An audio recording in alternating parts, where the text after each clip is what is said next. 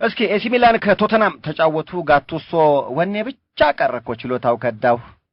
እድሜ ገፋ እስቲ ጋቱሶ ከፈጸመው ጥፋት ጋር በተያያዘ እሚለውን እንስማ ጋቱሶ ከዛ ቴስታና ያዙ ይልቀቁኝ በኋላ ምን የምትለው ነገር አለ ይቅርታ ለምናለ ጥፋቴላው ያለው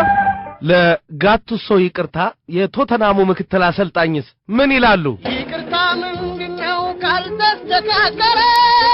የቶተናሙ ዋና አሰልጣኝ ጋሽ ሬድናፕ ለጋቱሶ የሚሉት ነገር ካለ ያሳዝናል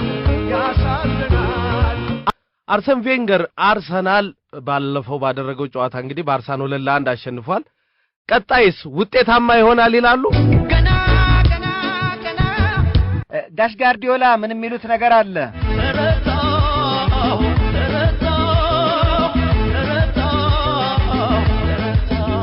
ቬንገርስ በቀደም ስላደረጉት ጨዋታ ምን ይላሉ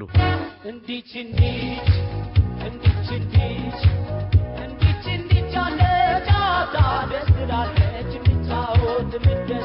እንግዲህ በዚህ ጨዋታ ላይ ናስሪ በጣም ታሪክ ሰሪ ነበር ናስሪ በሽሽቱና ሞት ችግር ላይ ነው ይባላል እንዴት ነው ከበሽታው ጀርባ ናስሪ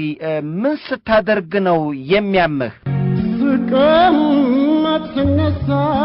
ቀጣይ የምናልፈው ወደ አርሰናል በረኛ ይሆናል ፋቢያን እስኪ የአርሰናል በረኛ ነው አርሰናል ደግሞ በሶስተኛ በረኛው ነው እየተጫወተ ያለው እስኪ ፋቢያን እስኪ ለቬንገር ምን የምትለው ነገር አለ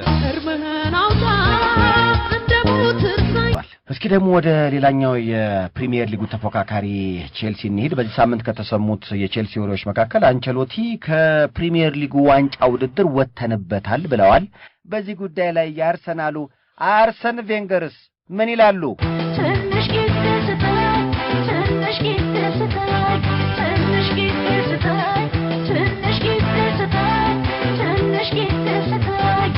እንግዲህ ይሁን ፋብሪጋስ አሁንም ባርሳዎች ና ያሉ ነው ያንተ ብላሽ ምንድነው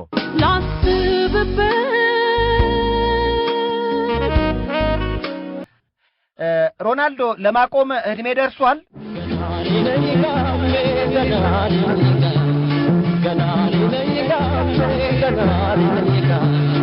ታዲያ ለምን ታቆማለህ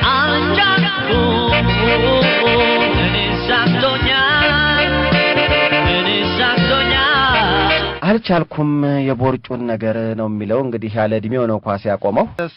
ባሳለፍነው ሳምንት አርሰናልና ባርሳ ጨዋታቸውን አድርገዋል እነሆ አርሰናል 2-1 አሸንፏል በዚህ ጉዳይ ላይ እንደ ማንቸስተር ደጋፊነታችሁ የምትመርጡት ዘፈን ካለ ይሁን ብለናል እኛም ወድናል